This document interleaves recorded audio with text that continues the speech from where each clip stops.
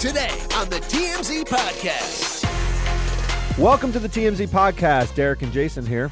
Derek, we had an absolute turnabout for the Golden Globes. Yeah. They were not televised last year because... On a Tuesday night, first of all. Well, hold Golden on. Globes sitting on a Tuesday night. Why? 2022, the Golden Globes is not televised. NBC elects not to televise it because it had such a horrible track record of inclusion.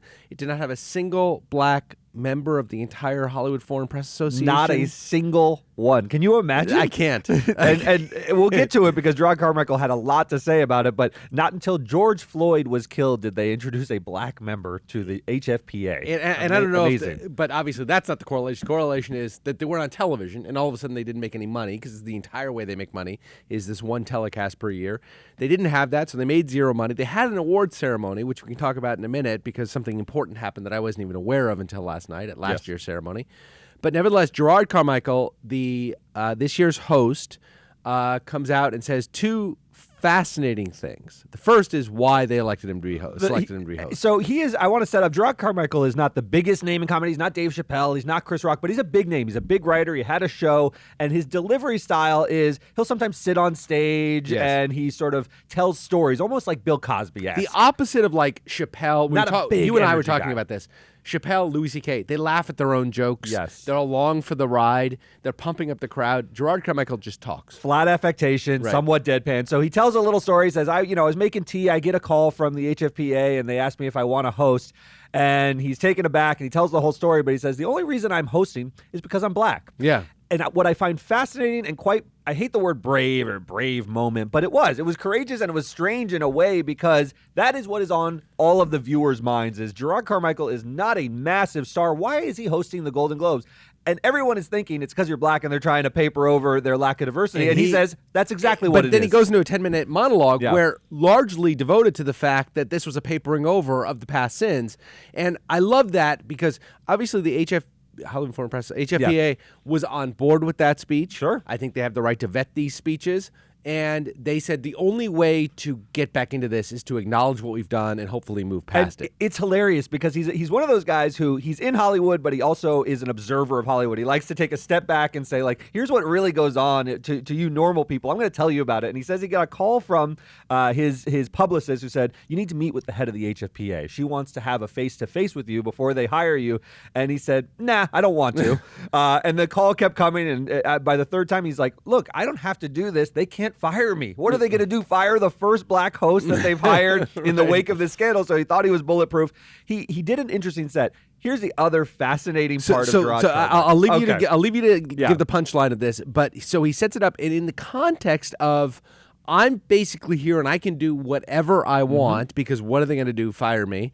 I'm going to reveal a little piece of information that might be fascinating to you guys. Amazing. So we always see who's the host of the Oscars, and the question is always who is the host and will they do a good job? But no one ever thinks to ask, hey, how much are they getting paid? Well, Jerrod Carmichael, just as an aside, doesn't make a big moment of it, but he says it's in the context of his conversation with the publicist, like how much are they going to pay? Exactly. Why should I take this role? There's backlash for me. He was telling his partner, but he was saying he was trying to set up that.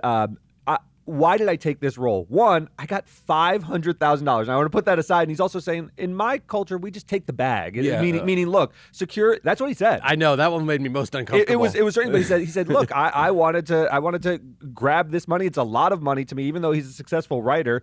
It's $500,000 for a night of work, and he took it. What's interesting here is I didn't know there was that much money sloshing around the Golden Globes, no less, which is in a state of disarray. So there's not that much money riding around. I can only tell you what I found on the internet this morning because I was so incredulous. I found this such an unbelievable. I was so incredulous about the number that he said.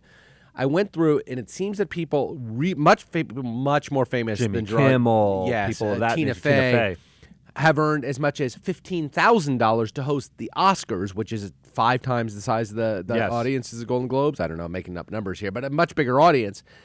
And he says he got $500,000. Now, it's possible that it was part of the shtick. It's possible it's not true. He presented it as part of the shtick, and so it might have just been such an outlandishly large number that he assumed that everybody wouldn't believe it. It's also possible that this is the price for papering over a controversy, right? I mean, so the Oscars, it's a sort of desirable thing to be the host of the Oscars. Right. That means the rate doesn't have to be as high because people want to do it. I think the HFPA was radioactive for a while. You know, not only the lack of diversity, there were the scandals involving Brendan Fraser and some abuse allegations. I mean, this was in disarray.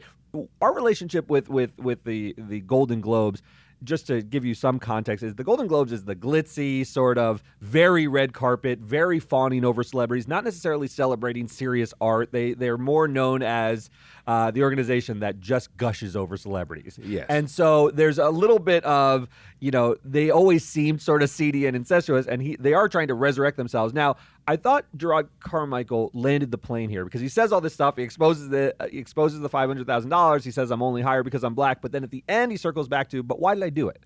And he says the reason I did it is because I want to celebrate artists. And you know, it's in the context, he talks about the money. We should celebrate each other. He chased the bag. He chased the bag and all that kind of stuff. But he says we should celebrate each other. And it was sort of a nice conclusion. It's going to get a lot of ink, and I think he did exactly what the HFPA wanted, which is, you know, confronted this, and now they're back on the map. I think by any measure, and largely because of Jerrod Carmichael, it was a successful show. I agree. People are talking about it in laudatory terms. They're talking about the events that happened. There were some great celebrity moments. Well, and it was a Tuesday night, and so it could have just gone by like a fart in the breeze. Yes. It was not a big weekend event, and I think it's still getting headlines because of him. So just a few, tons of people of color won awards last night, all with one exception, which I'm willing to talk about, I don't believe was meritorious. But we got Ki-Wei Kwan, who won for Everything Everywhere All at Once, a movie you and I really liked a lot. What a runaway phenomenon. And such a feel-good story. I mean, him winning, you know, he's the former child actor from Goonies and Indiana Jones. And by the way, he shouted out Steven Spielberg at the top of his speech as thank you for giving me a start, and gives a very impassioned speech about he thought his career was over. He thought he was just another child star who never made it. And because of this movie, he's now a big star. Yes. If you haven't seen this movie, by the way, it's a small indie film. It's small, but looks like its budget is huge because it's so well made. It's so high concept. Not everybody loves it, but it is so high concept, and they do it well. It's amazing. Michelle Yeoh, his castmate, also won. Yeoh so also big night won. For that. And then you got the folks from Abbott Elementary. Quinta Brunson won. Really big thing for her. Angela Bassett in a supporting role for Black Panther. So this is the one This is the one I think is a Lifetime Achievement Award, although she had already won a Golden Globe as one of the most lauded actresses of our time.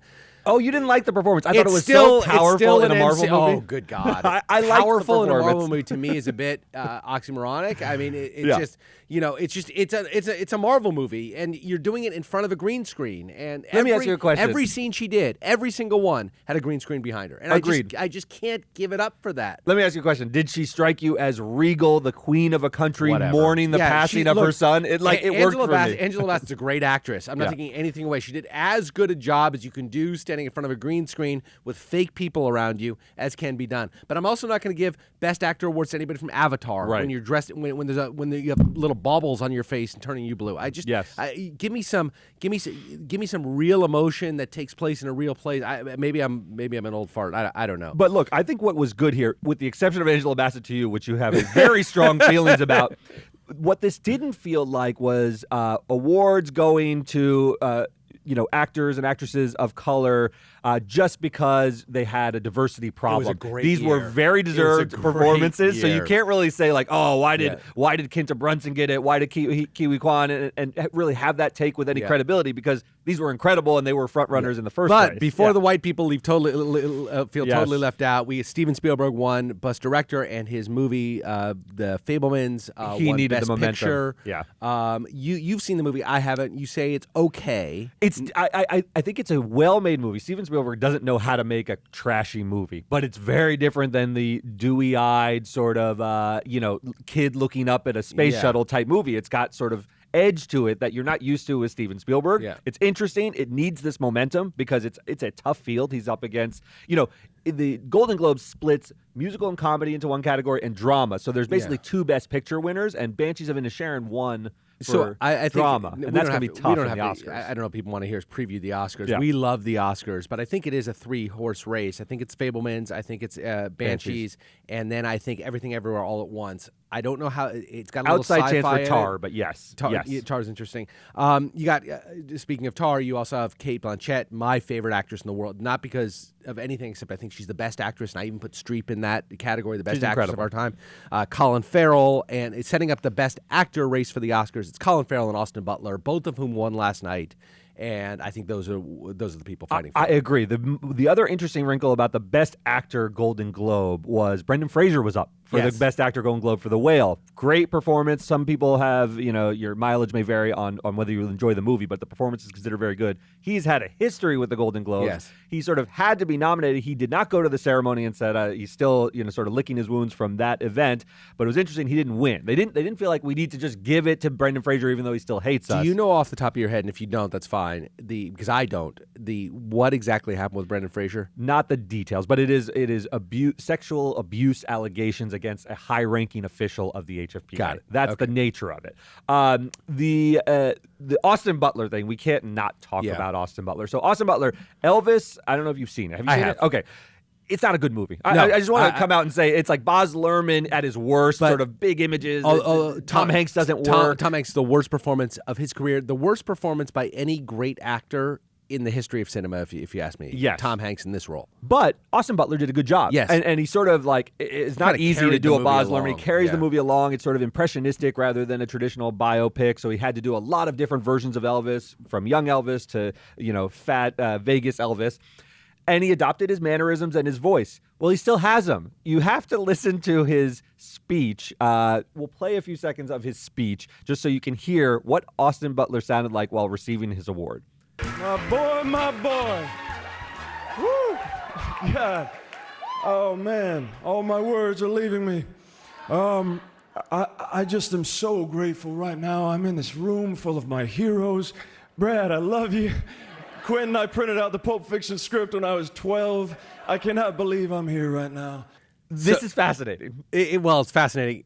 It's a little bit cringe. cringy. It's super cringy. I mean, he's got a lot of momentum. Is this going to hurt him? And he's also Austin Butler. So the two big method actors of our time, these guys who never come out of character while they're filming, and now we're way past filming, by the way, for Elvis. But you have Daniel Day-Lewis. You have Daniel Day-Lewis and Christian Bale. Yes. Both of whom are Oscar winners. Both of whom are considered the great actors of our time. Austin Butler has not near that category yet. He doesn't have nearly the resume. He's trying to enter Hollywood because he's a newcomer, relatively. He's becoming a star. Is he trying to He's trying to mold himself in that way and maybe sort of craft his image that way. Oh my God, this was weird. Painful. It's painful. I mean, hunka. It was so obviously an affectation because you can hear clips. He's a celebrity, so there's a lot of other clips where he doesn't have that voice. Do you think he was doing shtick and just missed?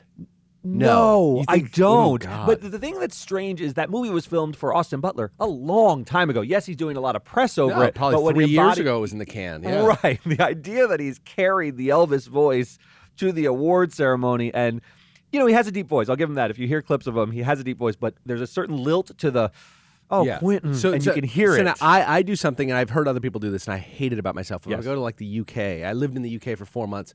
By the time I left, I was speaking certain Britishisms. Do you think maybe he's just so ensconced in the? I think most people. I think it's a natural human tendency to when I speak with my Puerto Rican grandfather, I adopt a sort of inflection because. I don't know. It's not. It's just it sort of happens when you're and you meet somebody halfway and all this other stuff. But do you think maybe there's some of that? But again, it's been at least 2 years since the movie's been in the can. It's different to adopt Britishisms within your normal voice than to adopt Elvis's voice. Elvis's voice is so hyper specific. He's just Elvis. There's no reason he hasn't been talking to Elvis. Elvis is dead in 1977. I could see him during the filming of the movie staying in character because you never want to lose that affect, and he may be hard to keep it right. I heard Daniel Day-Lewis did that with Lincoln. He acted like Lincoln because he said, "I can't get it back. I can't just toggle on and off. I have to keep it." But now Daniel Day-Lewis is an Irishman in his 50s. He's no longer Abraham Lincoln. I've heard him in interviews at the since Oscar then. ceremony. He did quite a nice Irish, typical Irish accent. It'll be interesting. So Austin Butler has been riding this wave of a lot of acclaim, more than expected for Elvis. I don't know if this will derail that and now sort of secure Colin Farrell as the front runner of the Oscars. We'll have to see how that develops, or maybe bring back Brendan Fraser. The other big moment we got to talk about is Coolidge. Coolidge is owning award shows. She was great. So Jennifer Coolidge presents early on. I forgot which award. It was one of the big awards early on. Anyway, and flubbed. She present and said the Oscar goes to, and it became a viral moment. I think she was kidding. Oh, I think interesting. It was part of it, because her whole presentation was shtick. Okay, I watched that part live, and her whole thing was shtick. She never was serious for a moment And so I think, and if not, she played it off beautifully. Sure. But then she wins Yes. For Best Supporting Actress in a mini-series drama or something. Yes. And she gave a really heartfelt speech. Jennifer Coolidge is somebody who fame came to quite late in life. Yes. She was always like one of the best parts of those Christopher Guest movies, Yes. Best in Show. She was always value added, but she was never a big star. She's Till Stifler's mom comes along. in American Pie. And then she does the Legally Blonde movies, and she's really good in those. And then she has this huge breakout with her relationship with Ryan Murphy, the creator of White Lotus, is sort of a known thing in Hollywood, but she really gushed about did. him because he has not resurrected. I mean, she was always around, but there's such a She's Jennifer now one of the Coolidge most famous renaissance. people out Yeah, there. and she says she's being Yeah. invited to parties, and she Yeah. used to be this daffy woman on the hill who never talked to any of her neighbors, and now she's a big deal, and she's really relishing and enjoying it without being too annoying. I think at award shows, she's been like pitch perfect. That other award Yeah. show we did where she just started dancing during Yeah, the walk-off she's music, she's great. She's great. great because she's very authentic and real. That's why she's sort of cut through, and it made for a great moment. So the two people who won the preset awards, Yep. those that aren't voted on, you got the Carol Burnett Award, goes to Ryan Murphy. He gave a very impassioned speech about inclusion in Hollywood and all the people that he admires, and actually gave a shout out to MJ Rodriguez, the first trans actor who won. She won last year, but it wasn't televised, so he gave a shout out to her. Yeah, you don't have to love Ryan Murphy, creator of Glee, and then that obviously launched him into the stratosphere. Yeah. He gets blank checks at Netflix all the time, and some of his projects work and some don't.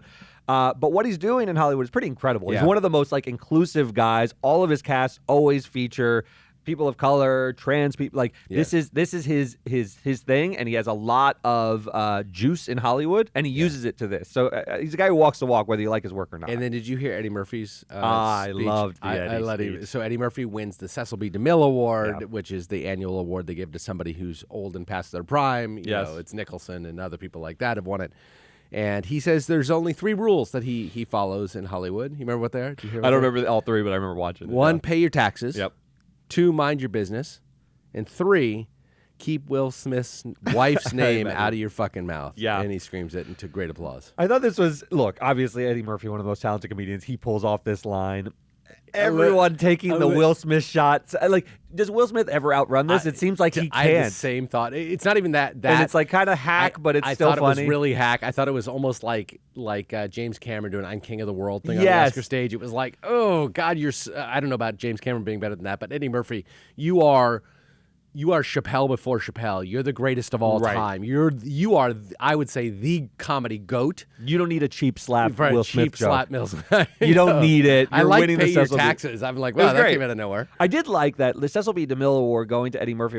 He was one of the filthiest, raunchiest comedians of our generation. And Cecil B. DeMille Award always, when I was growing up, seemed to go to someone who had this August sort of staid career. Now Right. that Eddie Murphy, and yes, he's 61 now, so he's moved to a different phase. He was in Dreamgirls. He does Serious Fair, but it's funny. It's funny to me that those guys have now come age and are mature, but he still gives a speech where he cracks jokes. You still like think this. about it being for Henry Fonda or Yes. Sidney Poitier, Yes. a distinguished gentleman kind of thing. Or Yeah, Cary Grant coming up or something. Right. But Eddie Murphy is delirious. I Well- mean, one of the funniest, filthiest comedy routines of all time. Yeah, not to mention one of the great Hollywood scandals of all Yes. time too. which- Although, post that scandal, he's really lived one of the most famous lives pretty privately. Even to his Yeah. 3 rules, he says stay out of the limelight. He kind of does. He enters the limelight when he wants to on his terms. He's not a guy we get out by paparazzi a lot. He's not in the headlines all the you time. know he's got 11 children, yes, one shy of the Nick Cannon. and he keeps having them. He's married to this sensationally beautiful Yes. woman. She's impossibly beautiful, but all 11, he says, Yep. are good, upstanding citizens who I heard him in a podcast say who pay their taxes. So this paying your taxes thing He's big on paying your must be a big taxes. thing with him. They should. The U.S. government should use him around tax time and Yeah. put him on posters and stuff. Pay your taxes. Eddie Murphy tells you to. Right. That'll do it for us. This was a lot of fun. It is interesting. We filled up all this conversation on the Golden Globes. I didn't think they had enough cultural currency or relevance to do so, and I think they're back. I do think too. now the Golden Globes are back. I did too. Can't wait for the Oscars. See you next time.